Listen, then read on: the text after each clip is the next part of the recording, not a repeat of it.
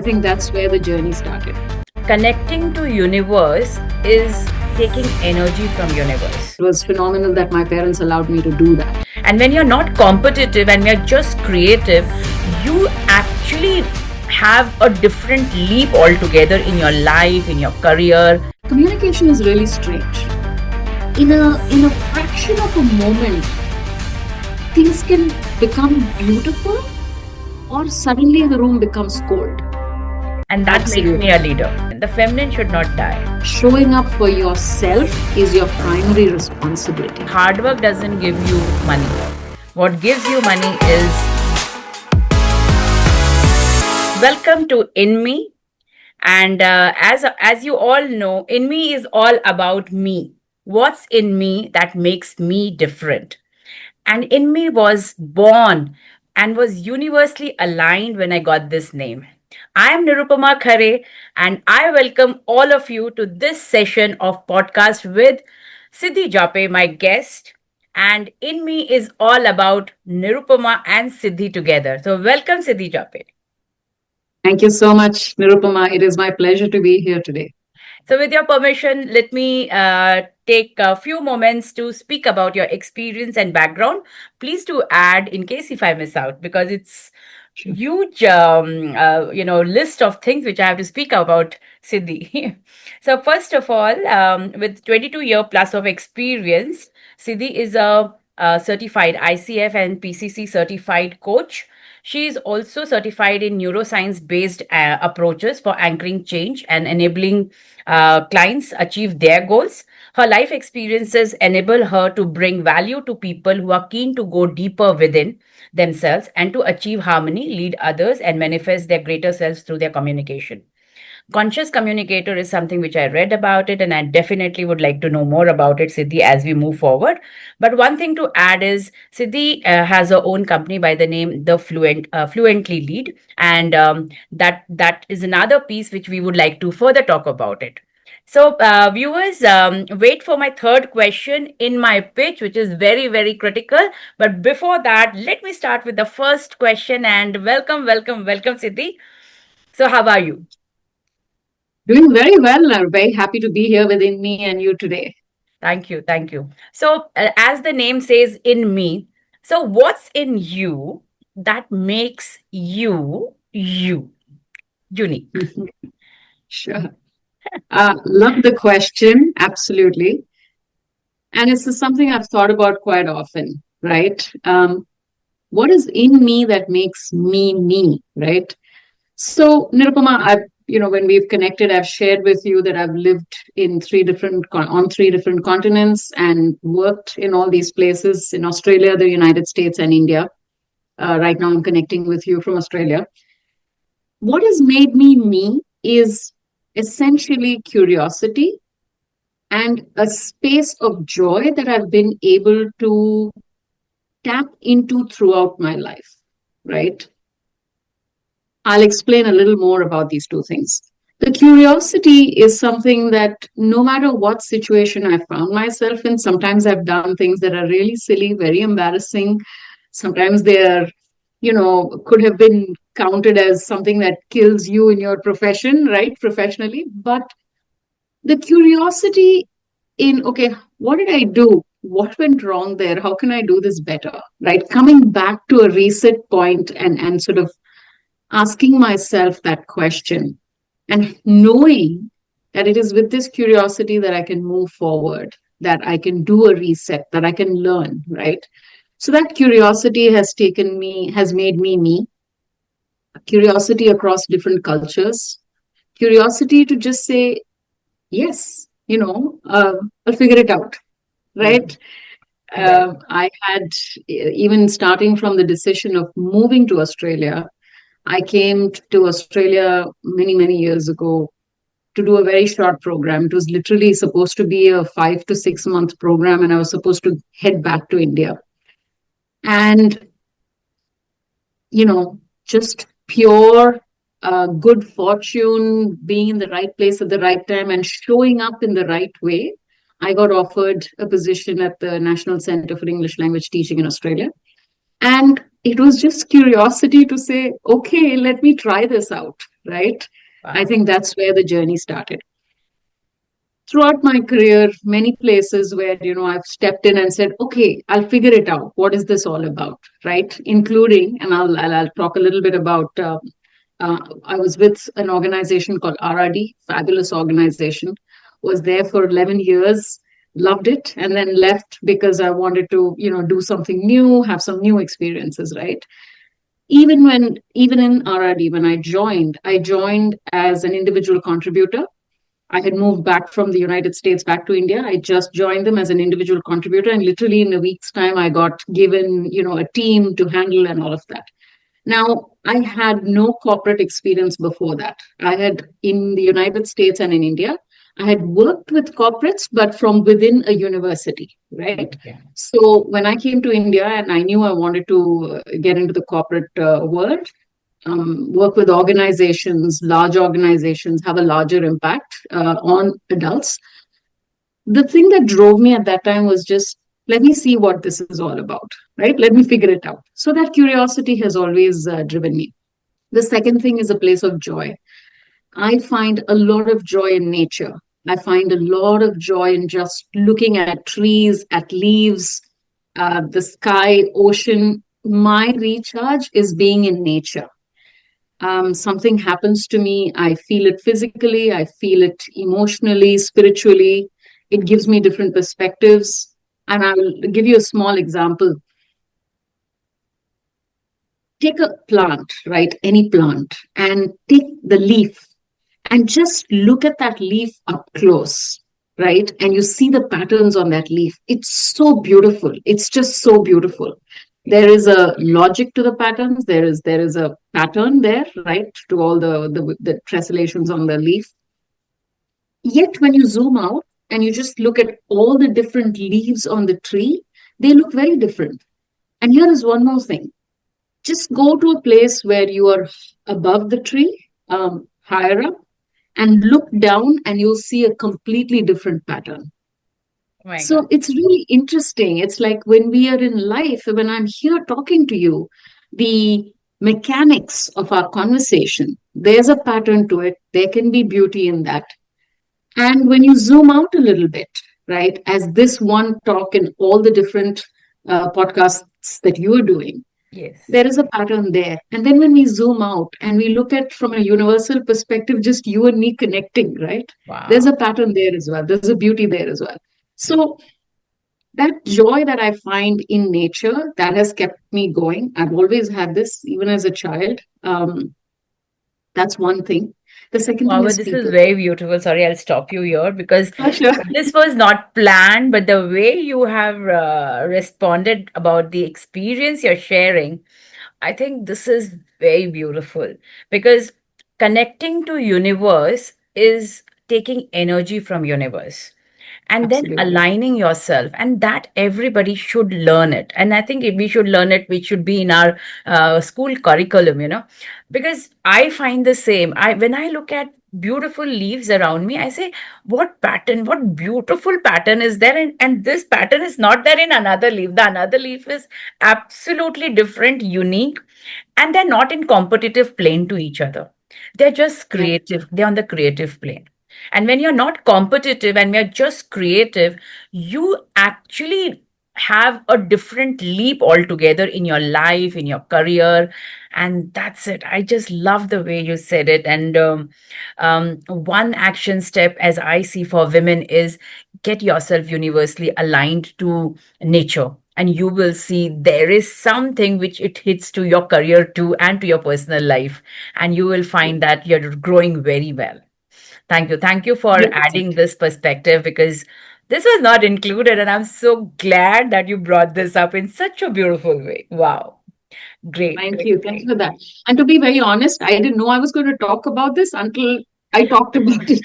So it's like really come from within, Yes. So Right. Thank you. Thank you for bringing this up because it's something which we can talk for hours together, and still yeah, the discussion can go on and on. So coming back to to you and your career journey, as we were talking about, um what really made me think about your profile and I was looking at it was one thing which is very, very important is our communication. And communication, it makes all the difference in everybody's life, and especially to women. So conscious communicator is a word I hit upon in your profile. So what's that all about? Sure. So, conscious communication is something that I have slowly discovered over a lifetime, right? Mm. I mentioned to you curiosity earlier. Yes. My name, as you know, is Siddhi. And Siddhi, you may know the meaning, actually means knowledge, right? Um, so, throughout my life, I've been, really interested in learning. And learning happens best when you're sharing that knowledge. That's another thing that I learned very early on. So I started my career by teaching in a high school in a tiny village in India, Yeah. in South India. I had gone there to live by myself. I lived in a tiny hut and I taught in a school. This was right after I finished college. And so, in that sense, it was phenomenal that my parents allowed me to do that. It is. When I was teaching in the school, most of them were young adults. Mm. Actually, not most, all of them were young adults, right? I was teaching them English, and I realized very quickly that for them to be able to make that transition into a different life, they needed to learn how to communicate, Mm. right? So from there, I went to Australia to study English as teaching English as a second language. I Okay. ended up doing this as my work in Australia and in the United States, teaching adults how to communicate, teaching business English, teaching accountants, teaching bankers, teaching students, teaching academic skills. And my entire focus was on the mechanics of communication, um, on cross cultural communication, all of that, right? Slowly, there was a shift in my perspective as I Mm. made the shift, as I became more mature and made the shift across countries, came to India, started working in the corporate world, started looking at clients, what it means to build trust, what do leaders do, how do they manage teams, what is the best way to manage. I realized that communication goes way beyond mechanics. Mechanics are extremely important. You Yes. and I can have a conversation today because we agree that this particular word means this and this is how we say it. If True. we didn't have those rules, we couldn't have communicated. So True. mechanics are important. However, mechanics are not the only thing. There are so many times I have seen where there are leaders whose language may not be great, and I'm speaking more in terms of right now in terms of India, right? Their Mm. language may not be great. Even actually, why not just India? Even in Australia or in the United States, there are people in the business world who for whom English may not be the first language, right? And so the mechanics of their language may not be great, but because they know how to build trust, they know they connect with the human being and they're able to step consciously into how they are communicating, something changes, right? Communication is really strange. In a fraction of a moment, things can become beautiful or suddenly the room becomes cold, Yes. right? And you sometimes don't even know, like, what happened? What did I just say? And we experience this. We are at the receiving end, we are great at experiencing it. He didn't listen to me. She didn't pay attention to me. She, insulted me, whatever it may be, right? How could she say this when I was thinking of this? Should she not have known all these ideas, right? All of it gets um, translated into communication, and we judge people on the basis of communication. We feel bad, we have heartbreak, we break up, we become best friends, we fall in love, right? All of this happens is sort of happens through communication. So in a fraction of a second, anything can happen. What I'm trying to do is see if we can sort of just become a little more present in the moment, start becoming a little more conscious of what is happening in this moment. As you and I connect, and you say, let's go out. Hey, how about we catch up sometime over coffee, right? And I say, oh my God, things have just been so difficult. I've just been slammed. What happened in that moment over there? right? You came in with vulnerability, extending an arm of friendship and saying, hey, let's connect. And I have missed that opportunity, missed that moment. Instead, I'm in my own sort of voice in my head, which is saying, well, I have this and I have that, and I have so many things. And all I've done is say that. And when I do that, I'm not being present in the moment. I'm not being conscious. I'm replaying a tape from my head.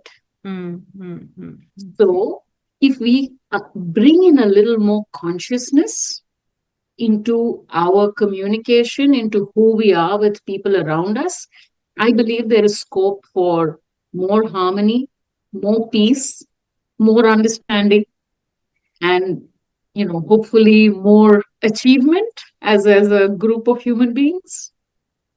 So Wonderful. that's I think conscious very communication. well aligned, and the way you are thinking and making us conscious. So, the second learning to me is, when we are conscious about what we are communicating, we find our lives are a little easier, effortless, and smooth.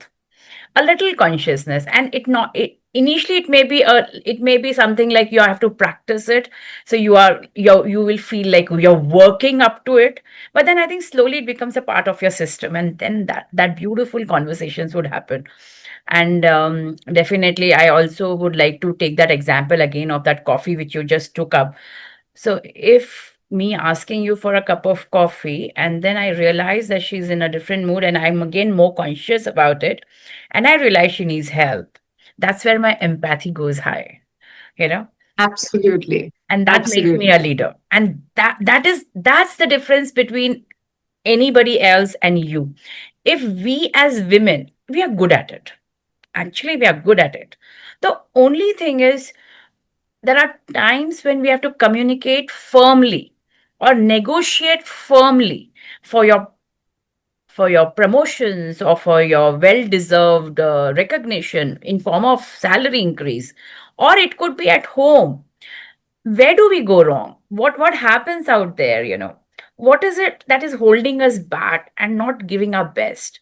Is there something you would like to throw a light from your experience on this? Absolutely.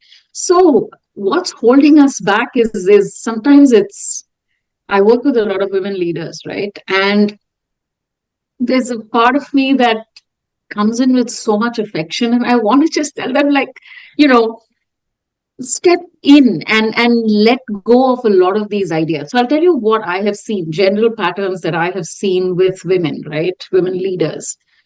One major thing is women overthink, right? Mm, They think so much about how they're coming across, who they are, the whole perfectionist element that they bring in, right? And what that does is it makes them overeager to please. They want to keep everyone happy. So, in fact, just yesterday, I had a group coaching session, and I had only two women there. I think a couple of them couldn't join or something like that. So, two women in a coaching session. And what I was hearing was their boundaries were just not drawn, right? There were so many people asking them for so many things. They were exhausted. These were phenomenal women, phenomenal leaders, right? Really stepping in with hard work, showing up, connecting, helping people, all of that, right? Helping their team members. But what was happening as a result of that was that they were overstretched mm, because they were unable to say no, because they were overeager to please, because the belief was, I need to be able to do all of this in order to succeed, right? So that's number one, I would say. Have that confidence to say no. I will work on this and I will do this really well. This is how I will show up, but I will also show up for myself. Showing up for yourself is your primary responsibility. And when I say that here, Nirupama, I'm not talking about, you know, forgive me if this sounds judgmental, but that whole sort of, in social media right now, the self care, oh, go to the salon. I'm not talking about any of that. I'm talking about Genuine things that recharge you, right? Mm. Paint, sing, dance, go to the ocean, go for a swim, go for a walk, exercise, do some breath work, do some chanting, right? These are all things that energize. True. And show up for yourself and energize yourself first. Mm. So that's one key area, just drawing of boundaries, not being overeager to please. Um, the second thing that I think women hold themselves back from is connecting with other women. Mm. I think we need to understand that when we come together, we are a force that is very hard to to defeat, True. right? When women support each other, they really embody strength and leadership. Well I said. think we don't do enough of that. True. And that way, men are really good. The kind of support they give to each other, irrespective of their differences. They may even Yeah, have a fight, but you see that there is a thread which binds them together and they are together. But we would take it to our heart and mind. Okay, no, I'm angry with you. yeah, You know? absolutely. Absolutely. I'll give you an example. We're talking about the third thing is this, what I was talking a little bit about earlier, which is confidence. Mm, I'm currently coaching someone, and this lady has tons of experience, right? mm, Has a lot of experience in dealing with clients and in forming those relationships, all of that. Has just moved on to a new position and is actually wondering if she will be successful. okay. There's so much data in her life that she has of being successful, but there is still a space of, oh my God, what if I'm not successful? And that's an emotional space, right? So that's the third thing I want to talk about, which is women hold themselves back from just showing up with confidence, right? True. I think that even 5% of more of confidence and courage would really help us a lot. Not only will it help us, I think we would just succeed as CEOs. That's what I speak about. And my program is all about making the progress of becoming a CEO. So you are a middle manager, senior manager. What next position are you taking up? So it's in making of CEO. What I'm saying is very small things are helping us out. And all these, what you said, setting up boundaries, saying no, not overthinking, not overloading yourself, confidence, all this is required, and they have it. They have done so much of work, but they will focus on what they don't have, what we don't have, that 10% which is missing out, or a validation. I think that comes so very strongly with all of us, that we want somebody to validate, am I going right, am I going right, am I going right? I'm sure men also have the same feelings. The only thing is we are we are too expressive about it. We Mhm. would just focus on what we don't have in a CV, as and I've been talking this as a common example. If a job description is 80% aligned to you, you will focus on 20% of what you don't have. But Yeah, on the contrary, men, for job description which they aligned only 20% and 80% they have not done, they will just focus on 20% and then they will absolutely get through that interview. yeah, yeah, true. And I'm like, yes, you said it so well. We have to create set boundaries, say no to things when required. Don't stretch and overstretch yourself. Hard work doesn't give you money. What gives you money is knowing the right direction and how you're moving up, how you're navigating your path with confidence. As you said, confidence definitely makes a lot of difference. Yeah, yeah. While I'm on this, I think my best question, which I'd love to talk about, is in my pitch. And that's third to you. We talked about, your career, the kind of experience you have gained, the kind of, um, you know, the things you would love women to inculcate in them. But what's about you and your work? So in my pitch, tell us about your work. What do you do, and what is Fluent Lead all about? Sure. Um, so I already talked about my journey and my understanding of what communication and conscious communication can do, right? Um, One of the things I realized when I was working with leaders is what good leaders do. Right? Good leaders show up, good leaders communicate what they want. Well, they communicate to build trust. They communicate in various circumstances and situations. So I realized that a lot of leadership, in fact, almost all of it, is manifested through communication. Let's take strategic thinking, right? Very often, when you make the transition from senior manager to leader, right? C suite, one of the things you're supposed to do is think strategically. Now, what happens is, even when people are able to think strategically, one of the things that they need to do is to, number one, work on the voice in their head, which allows them to think strategically. There is a view element to thinking strategically, there is a knowledge element to thinking strategically, and there is a how that whole thing is created in your head, the language around it, right? Yes. Then once you have that view and once you put words to that view, you need to be able to communicate this to your stakeholders, be it your clients, be it your senior leaders, be it your team members. How do you communicate that view? I may have a grand view for my team, but if I'm not able to convince my team or influence them or even show them that view, hey, we want to go here and this is how beautiful it's going to be, how can I hope to get them on board?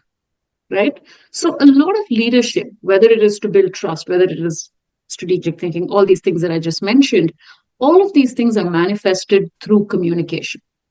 So, I realized that piece. And I also realized as I kept learning and I kept working with people, there was something that happened in my life as well, right? Mhm. All the learning that I did, for me, I have to be genuine about it. It has to be something that I practice, right? So I started putting that into practice in my life, and I found a phenomenal difference. I'll give you a small example. I went ahead and became an ICF coach about, I think it was about 7 or 8 years ago. I think, yeah. I didn't really know what coaching was about. It's really weird.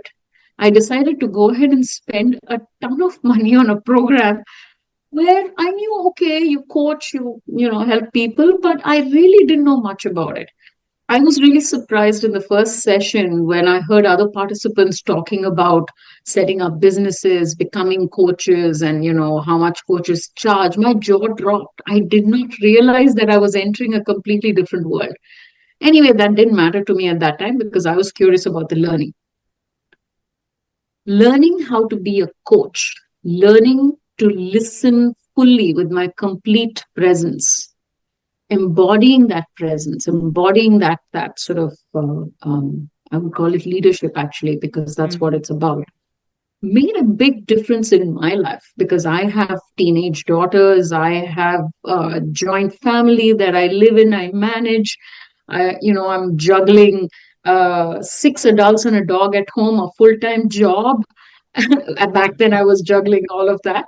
And my own commitment to my health, my fitness, so many things, right? And I realized that a lot of this can become can be beautiful when I'm present.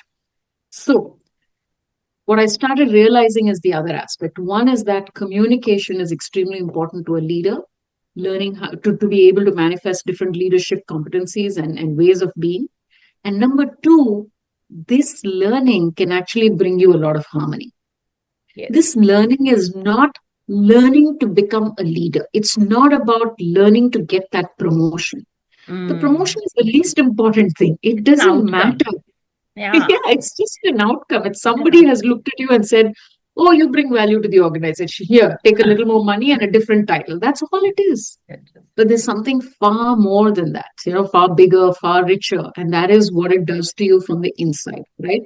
So I realized that true leadership is leadership that comes from within, leadership that is authentic, that is real, that comes from a very deep-seated sense of joy, hope, connection to the universe, connection to people, and service, right? So I started, when I left RRD, I started working with different people in India as a coach. So I do a lot of group coaching as well. I work with leaders. I have a whole practice in India where I work with different people on developing their leadership skills. I'm also a certified leadership development strategist for organizations. And I also bring in another component that I bring in is emotional intelligence. I'm an EQ assessor, and I bring a lot of that in as well, right? The second aspect which you talked about, which is fluent lead, which is something that recently I've kind of also moved half my life to Australia, and here I have set up an organization. And what I'm doing over here is helping leaders to just show up differently, to show up with more courage, and to show up with more flow, right? So when we are in alignment with the universe, with things around us, there is a flow that comes in, right? Mm. You are probably familiar with the concept of flow, and I'm kind of referring to that as well. Whether you're knitting or you're playing tennis or you're running or whatever it may be, sometimes we forget the sense of time. How Yeah. much time has passed? Oh my God, 2 hours have gone by and I didn't realize. I'm still knitting, or I'm still whatever, stitching, Whatever. whatever it may be. Take anything that you are deeply that you love doing and you get involved with, right? That flow comes in when we live our lives as well, when we show up with authentic leadership and communicate well. And so, my work here through Fluent Lead is I'm hoping to work with leaders where I bring them more into a state of flow, Okay. where it's like you've seen people do Tai Chi, right? There's a Yes. beautiful movement. It's not that things will not go wrong, everything's going to go your way, everybody's going to accept you. It's not about that. But it's as it comes, we kind of gently, work with it and learn from it. So that's essentially what I do in India and over here. Great. What I'm able to link with is um, the generation we are in right now. Uh, Ours is one generation who has seen mothers slogging hard and not getting their due respect in terms of they may be getting the respect they want, but they didn't have the finance, and we were the ones who said, "Okay, I want to be independent." So somewhere it started with our generation, and it has just moved on like anything. So what it has landed up us is into two males coming back home, and uh, you also want some women to give you a cup of tea or somebody to take care, irrespective of gender. It could be a man giving you a cup of tea. What you are talking about is getting that feminine energy in when you talk about nature, when you talk about flow, when you talk about harmony. Your leadership style is getting that feminine energy a little more in us, which will help us understand to balance these two things. While finances are very important, be independent, but you need to look at your nurturing piece also, which is leadership, and that connect is very important. That connect is very important, and I think thank you for raising this up, because as women leaders, it is our conscious responsibility to tell every woman that we together have to work towards our families, reduce the divorce rate, ensure that our kids are being taken as projects, which project word is incorrect, but 25 years, at least here in India, we say 25 years, but at least 20, 21 years, those kids need our support. And we should, as couple, we should take care of them. It is our Yeah, moral duty to take care. And that will only happen when we all have our aligned energies, masculine as well as feminine. The feminine should not die. And your leadership Absolutely. speak about the flow. It talks about harmony. It talks about connecting to nature. It talks about being conscious communicator. And that makes all the difference. I know I have slightly taken up in a different way what you spoke about, but yes, it is it somewhere it merges in our life, so our life is not alone a job or only home, it is together. So we have to Yeah. look at it together. And leadership starts at home. Thank you. Thank you for bringing that up. I absolutely love that point because you're 100% right.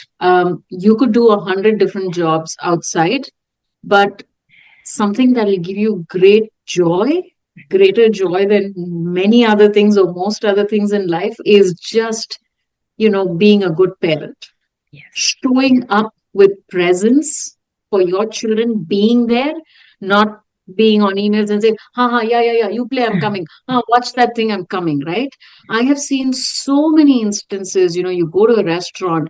I'm going to give you an example. I was shocked when I saw this. So, sitting in a restaurant with my mom and my daughters, and a family came and sat next to us. Uh, Parents, mother and father, and two kids, right? And the kids must be around between 10 and 12. You will not believe it. All four of them had a device out the entire time. They ate with a device in front of them, right? The order, when they placed the order, the father said, kya chahiye? What do you want? So the son is playing a game. Back then, Candy Crush was very popular. So he's playing Candy Crush. And from behind the Candy Crush, he says, na chana bhatura order kar do, whatever. And they ate the entire meal like that. Now Oh, think about how much unhappiness and negative energy that brings you. You have no connection with the food you're eating. You're not tasting it. You're not making eye contact with human beings. You're not connecting with your family. You're connecting with a device. And you're 100% right also, because every single research on happiness has shown that what will give you maximum happiness is connecting with people, is having real connections, yes. right? So at the end of our career, when you are, 40, 50 years you work for or whatever, you're not going to sit back and say, oh, I remember that presentation I made. You're going to, Yeah. you're going to remember, Yeah. those moments when and that you spent with your family, and they don't come once in a while. Okay, now we worked for 1 year. The ladies I spoke to yesterday, some of them had not taken a break in sort of 2 years, Oh, right? So your children are not going to wait for you to finish that project and say, now mama is free, now let's have quality time. yes. That's a myth. You need quantity time for quality time.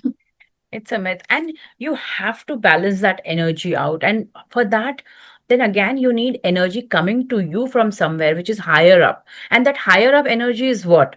Getting connected to nature. That's one. Connecting to your mentors from various different industries as well as in family. Your mom could be a mentor, your sister could be a mentor for personal issues, for professional issues. You may have somebody in your office or in the industry. You should have mentors at various levels from where you can just bring energy to yourself, and you should know when to go to whom.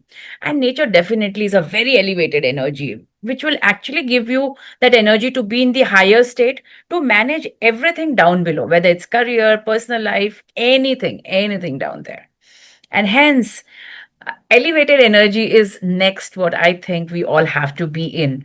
And we all need mentors and coaches who should help us out do that. So anybody in mid 30s, late 30s and mid 40s, if you are stuck, stagnated, and you are looking forward to, look for a life which is full of freedom and yet you have money flowing effortlessly, then you should search out for coach. And Siddhi and I'm there definitely for all of you.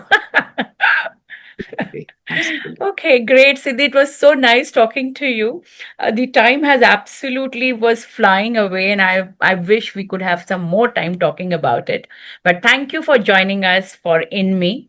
and it was pleasant. It was really nice to understand things from a different perspective altogether. You look at a LinkedIn profile, you just get so much of a I would say a superficial understanding. But when you deep dive and when you talk like this, I think that's what the beauty is of so many conversations coming together. Thank you, thank you. I'm sure my viewers would have learned a lot and they would take some action. So looking forward to connect again. Thank you for joining us for In Me. Thank you. Thank you so much, Nirupama. Really nice. I loved our conversation. This is the power of conversation. So, whoever's listening in to the podcast, feel free to connect with either of us. I'm available on LinkedIn. I have my own site as well. Looking forward to supporting every single one of you out there. Thank you so much Thank for this you. opportunity. I loved it. Thanks. Thank you and bye bye. Namaste.